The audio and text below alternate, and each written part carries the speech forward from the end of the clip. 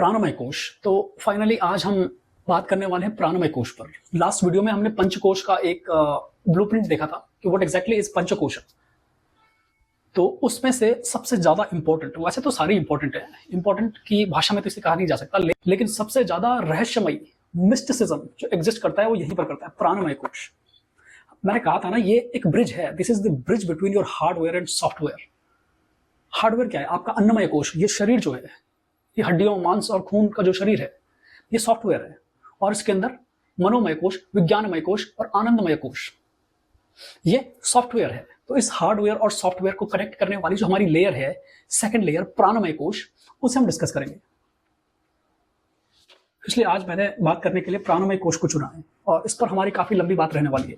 यहां पर एक चक्रों का भी मैंने बनाया, भले आज हम चक्रों पे शायद ना बात करें, लेकिन प्राणमय कोश को हम समझेंगे और बहुत आसान भाषा में। और क्वेश्चन ये आता है कि मैं प्राणमय कोश आपको क्यों समझाना चाह रहा हूं कि आसान भाषा में आपको मैं प्राणमय कोश समझा भी गया। What does it mean? इससे क्या हो जाएगा? क्या आपको समझ आ जाएगा? ये सिर्फ कोई एक टॉपिक नहीं है कि आपका क्लियर हो जाए, डजंट मैटर। हमारा मेन जो उद्देश्य है, हमारा जो ऑब्जेक्टिव है, वो ये है कि ऊर्जा को आप समझें, ऊर्जा का खेल जो हमारे अंदर है उसे आप समझें, जिससे आप अपनी एनर्जी को मॉड्यूलेट कर पाएंगे। क्योंकि सब कुछ ऊर्जा का ही खेल है। मैनिफेस्टेशन, आपकी सफरिंग और सब कुछ, आपकी डिजीज, आपके जीवन में जो कुछ भी चल रहा है वो गवर्न हो रहा है ऊर्जा से, और यही हमारा ऊर्जा शरीर है। तो इस ऊर्जा शरीर को अगर आप समझ जाते हैं तो आप सब कुछ समझ जाते हैं, फिर सफरिंग्स आपके लिए एग्जिस्ट ही नहीं करती। तो इसलिए हम प्राणमय कोश पर बात करेंगे। तो शुरू करते हैं जरा जल्दी से। प्राणमय कोश, प्राणमय, प्राण का मतलब यहां पर क्या है? प्राण का मतलब यहां पर सीधे सीधे आपकी जो श्वास है ना, उसे यौगिक साइंस में प्राण ही कहा जाता है। जैसे हम कहते हैं ना, कोई मर जाता है तो इसके सांसें चली गई नहीं बोलते हम, उसके प्राण चले गए, उसके प्राण पखेरु उड़ गए। तो यौगिक साइंस में जो हम सांस ले रहे हैं वो सिर्फ O2, कोई ऑक्सीजन नहीं है, बस वो एक प्राण ऊर्जा है जिसे आप इनहेल कर रहे हो बार बार। और वो प्राण ऊर्जा आपके शरीर में प्रवाहित होकर आपको एक जीवंतता प्रदान करती है। जैसे एनाटॉमिकली अगर हम देखें, एनाटॉमी में हम पढ़ते हैं कि ऑक्सीजन क्या अपना काम करती है। ऑक्सीजन हम इनहेल करते हैं, वो अपना ट्रैवल पाथ ट्रैवल करती है और हमारे जो लंग्स होते हैं, लास्ट में एक ऑर्गन होता है एल्वियोली, वो उस ऑक्सीजन को ब्लड में पंप कर लेता है। फिर वो ब्लड सेल्स जो होते हैं, उस सारी ऑक्सीजन के जो कंटेंट होता है ऑक्सीजन का, उसे एक एक सेल तक लेकर जाते हैं और हर एक सेल के पास उसका अपना माइटोकॉन्ड्रिया होता है, जहां पर वो उस ऑक्सीजन का यूज करके एटीपी ऊर्जा का निर्माण करता है। लेकिन प्राणमय कोश यौगिक साइंस की लैंग्वेज में जो हम इनहेल करते हैं वो सिर्फ ऑक्सीजन नहीं है, और ऑक्सीजन के तल पर जो समझाया जाता है तो वो सिर्फ पोषित करती भी है तो हमारे अन्नमय कोश को। तो अकॉर्डिंग टू यौगिक साइंस, प्राण मींस प्राण ऊर्जा, जिस प्राण ऊर्जा को हम इनहेल करते हैं वो हमारे शरीर में बहती है, फ्लो होती है। और फ्लो होने के लिए सबसे पहली रिक्वायरमेंट क्या है? कोई भी चीज फ्लो होती है, फॉर एग्जांपल जैसे वाटर होता है, पानी फ्लो होता है, तो पानी के फ्लो होने के लिए क्या चाहिए? एक चैनल चाहिए। एक नदी में पानी फ्लो होता है तो वो कटी हुई होती है, घाटी में होती है, भले नदी ने ही उसे काट के बनाया होता है। फिर नदी से वो पानी खेतों तक कैसे पहुंचता है? इरिगेशन के लिए हम नहर बनाते हैं, एक चैनल बनाते हैं जिसमें पानी फ्लो हो सके। फिर वही पानी जब हमारे घर तक पहुंचता है तो बहुत बड़े बड़े पाइप बिछाए जाते हैं सिटी में, और उन बड़े बड़े पाइप से छोटे छोटे पीवीसी के पाइप जो हमारे घर तक आते हैं, टैप तक, उनमें फ्लो होकर पानी हमारी टैप तक पहुंचता है। तो उस पानी को फ्लो होने के लिए जैसे एक चैनल की जरूरत है जो कि पाइप है, वैसे ही इन प्राणों के फ्लो होने के लिए तो हमारी बॉडी में कुछ चाहिए, कुछ पाइप टाइप का कुछ ना कुछ चाहिए जिसमें कि फ्लो हो सके। तो अकॉर्डिंग टू यौगिक साइंस हमारे शरीर में नाड़ी होती है, नाड़ियां, और ये कहीं फिजिकल एग्जिस्ट नहीं करती कि आप इसे देख पाओ, छू पाओ, या किसी एक्सरे मशीन में ये दिख जाए। ये एनर्जी है, जैसे इलेक्ट्रिसिटी दिखती नहीं है, उसका प्रभाव दिखता है। वो इलेक्ट्रिसिटी जब बल्ब में आती है तो उससे उजाला हो जाता है, फ्रिज में जाती है तो ठंडा करती है, हीटर में जाती है तो गर्म करती है। वो उसका प्रभाव दिखता है, इफेक्ट दिखता है, लेकिन वो अपने आप में कॉज है, उसे नहीं देख सकते। इलेक्ट्रिसिटी तारों में बहती हुई हमें नहीं दिखाई देती है। तो ऐसे ही जो हमारे शरीर में अकॉर्डिंग टू यौगिक साइंस 72,000 नाड़ियां होती है। 72,000 नाड़ी मतलब एनर्जी चैनल्स। उन चैनल्स में हमारे प्राण ऊर्जा फ्लो होती है। तो हमारे पूरे शरीर में जाल है नाड़ियों का, 72,000 नाड़ियों का जाल है, और हमारी जो प्राण ऊर्जा है वो 72,000 नाड़ियों में बहती है, लगातार फ्लो होती है। और जब 72,000 नाड़ियां हैं तो वो 72,000 नाड़ियां कहीं ना कहीं तो एक दूसरे को क्रॉस करती होगी, इंटरसेप्ट करती होगी, दो से ज्यादा, दो चार पांच, कहीं ना कहीं तो इंटरसेप्शन के पॉइंट भी होंगे। ये एनर्जी चैनल्स ऐसे ही है जैसे ये समझ लो कि एक गली में बहुत सारे घर है, हर घर का गेट आगे अपनी रोड पे कनेक्टेड है, फिर वो गली वाली रोड आगे जाती है, कहीं ना कहीं वो एक जो मेन रोड होती है, मान लिया कि ये नेशनल हाईवे है, फिर इससे आगे कोई इसमें मिल रहा है ये स्टेट हाईवे है, स्टेट हाईवे। अब स्टेट हाईवे से सिटी में भी बहुत सारी रोडें जा रही हैं, बहुत सारी रोड जा रही है।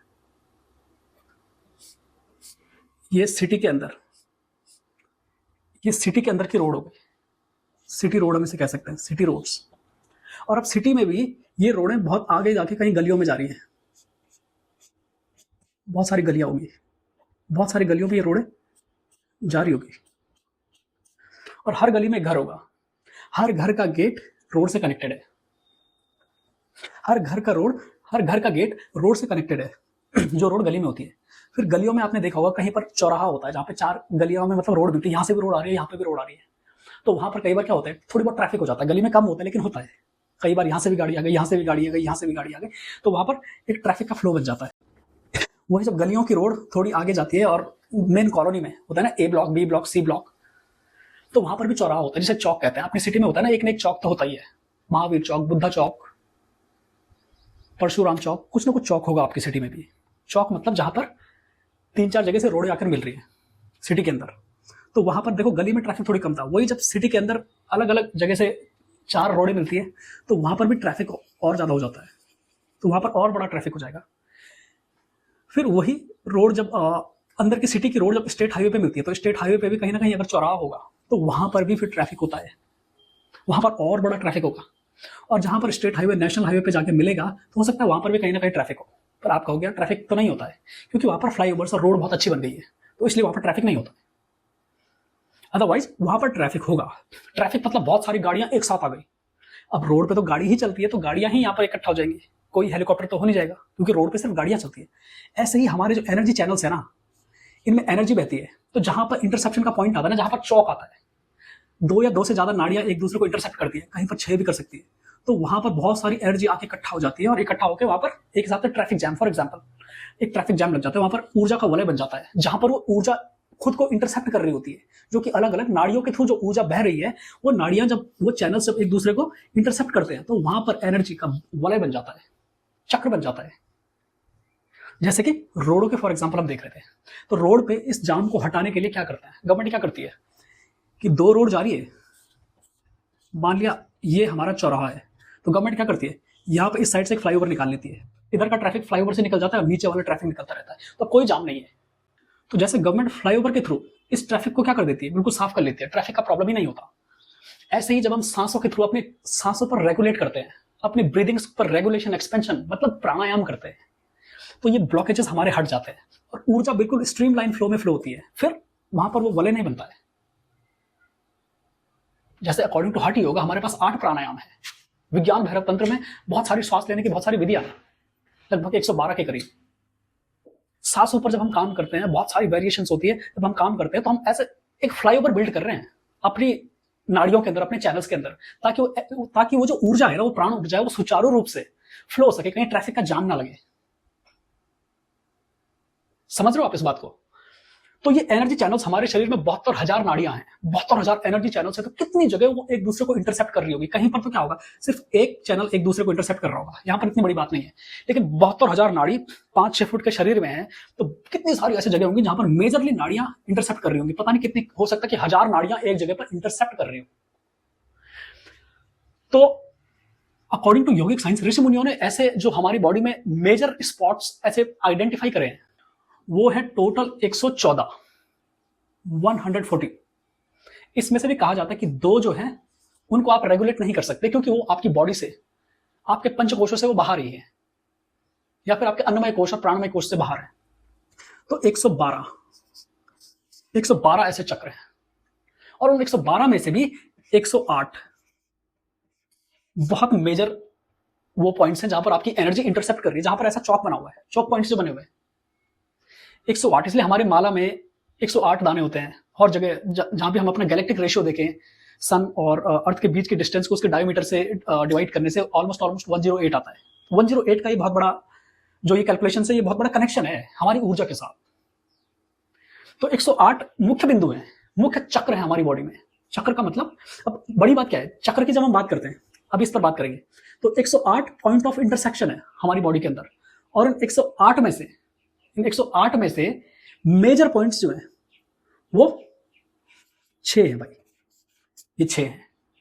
ये 108, ये मान लो ये बहुत सारी जो गलियों के, जो गलियों में जहां पर गलियां मिल रही थी, अंदर मिल रही थी, बहुत सारी गलियां एक दूसरे को इंटरसेप्ट कर रही थी, गलियों के रोड़े, तो वो मान लो कि वो पूरी 108 जो ये वाला नंबर है। लेकिन ये 6 जो मेजर पॉइंट है, ये 6 मेजर पॉइंट एग्जिस्ट करते हैं, और ये 6 जो इंटरसेप्शन है, पॉइंट्स ऑफ इंटरसेप्शन है जो हमारे 6, ये वही है जो ये षट चक्र। चक्र 7 होते हैं, लेकिन 7वां हमारी बॉडी में नहीं है, ये बाहर है। तो बॉडी के अंदर, अन्नमय कोश के अंदर या प्राणमय कोश के अंदर 6 ही चक्र हैं। और चक्र का मीनिंग क्या होता है, व्हाट डज इट मीन? चक्र क्या करता है, घूमता है, बोलते हैं ना समय का चक्र घूम रहा है। चक्र मतलब जो घूमता है वही चक्र है। तो ये ऊर्जा वहां पर घूमती है, क्योंकि जाम लग गया ना, ट्रैफिक जाम लग गया, अब वो ट्रैफिक वहीं पर रेंग रहा है, तो ये एनर्जी वहीं पर सर्कुलर मोशन में घूमती है। तो ऐसे 108 पॉइंट्स जो मेजर थे, इन 108 में से 6 बहुत मेजर पॉइंट है, जहां पर बहुत ज्यादा नर्व्स क्या कर रही है, इंटरसेप्ट कर रही है। वही 6 पॉइंट्स जिन्हें षट चक्र कहते हैं, 6 चक्र हम जिन्हें कहते हैं, वो 6 चक्र एग्जिस्ट करते हैं यहाँ पर। और वो जो 6 चक्र हैं हमारे, सबसे पहला हमारा मूलाधार, रूट चक्र, स्वादिष्ठान, सैक्रल चक्र, मणिपूरक, सोलर फ्लेक्स चक्र, अनाहत, हार्ट चक्र, विशुद्धि चक्र, थ्रोट चक्र, आज्ञा चक्र, थर्ड आई, और लास्ट में सहस्त्रधार क्राउन चक्र। तो इन चक्रों में, चक्र का मतलब ऊर्जा यहां पर लगातार घूमती जा रही है। तो ये सारे जो पॉइंट्स ऑफ इंटरसेप्शन है हमारे 108, 112, इनको गवर्न कर रहे हैं जो मेजर 6 पॉइंट्स है। 6 बड़े बड़े इंटरसेप्शन है हमारे पास, जहां पर ऊर्जा का सबसे बड़ा चक्र बन रहा है। छोटे छोटे चक्र तो बहुत जगह बन रहे हैं, लेकिन जहां पर सबसे बड़ा चक्र बन रहा है, ऊर्जा सबसे ज्यादा इकट्ठी जहां पर हो रही है, वो 6 जगह है, 6 places. These are known as 6 chakras. ऐसे ही जो 72,000 नाड़ियां हैं, उनमें से 108 नाड़ियां क्या है, 108 चैनल्स क्या है, मेजर है, और 108 में से 3 चैनल उसमें से मेजर है। जैसे ये थी ना, गलियों की रोडें थी, गली की रोड थी, फिर कॉलोनी की रोड थी, फिर आगे सिटी की रोड थी, फिर स्टेट हाईवे, फिर नेशनल हाईवे। तो ऐसे ही 72,000 नाड़ियां जो अलग अलग है, वो गलियों की रोड है। फिर मेजरली 108 है, वो ऑलमोस्ट उन्हें स्टेट हाईवे मान लो। लेकिन जो 3 मेन नाड़ियां हैं, ईड़ा, पिंगला और सुषुम्ना, इन 3 नाड़ियों के बीच में ही ये 3 नाड़ियां बाकी 72,000 नाड़ियों को गवर्न करती हैं, क्योंकि ये नेशनल हाईवे है सबका। और इन्हीं नाड़ियों के बीच में जो सुषुम्ना होती है, बाईं हमारी ईड़ा होती है, दाईं हमारी पिंगला होती है, और बीच में सुषुम्ना होती है। इस पर भी अलग से बात करेंगे एक्चुअली। तो ये 3 नाड़ियां जो 72,000 नाड़ियों को गवर्न करती हैं, 72,000 एनर्जी चैनल्स को ये 3 चैनल्स गवर्न करते हैं। इन्हीं एनर्जी चैनल्स के बीच में 6 पॉइंट ऑफ इंटरसेप्शन है, 6 चक्रास हमारे एग्जिस्ट करते हैं, जो कि हमारे बीचों बीच है, इन 3 नाड़ियों के बीच में। तो हमारी मेजरली हमारी जो एनर्जी है, वो इन्हीं चक्रास पे घूमती रहती है। इनका भी अलग से एक साइंस है, इस पर अलग से एक टॉपिक करेंगे। तो ऊर्जा का जो एक डेस्टिनेशन है ना, वो डेस्टिनेशन है सहस्त्रधार। ऊर्जा को यहां पहुंचना है, और जैसे ऊर्जा यहां पर पहुंच जाएगी, you are liberated, you are in moksha, you are in nirvana, then you are Buddha. आप ही बुद्ध हो फिर, अहम ब्रह्मास्मि। लेकिन वो ऊर्जा हमारे यहां पर ही ट्रैप्ड है, इन चक्रों में ट्रैप्ड है।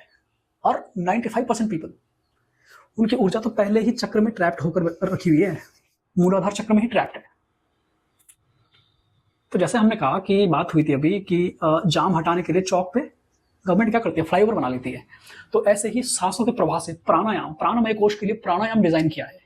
जब आप प्राणों पर आयाम करते हैं, श्वासों के अलग अलग वेरिएशन करते हैं, और अपनी सांसों के, अपनी ब्रीदिंग के मास्टर बन जाते हैं, तो आप कुछ नहीं, आप यहां पर क्या कर रहे हो, एक फ्लाईओवर आपने बिल्ड कर दिया जैसे।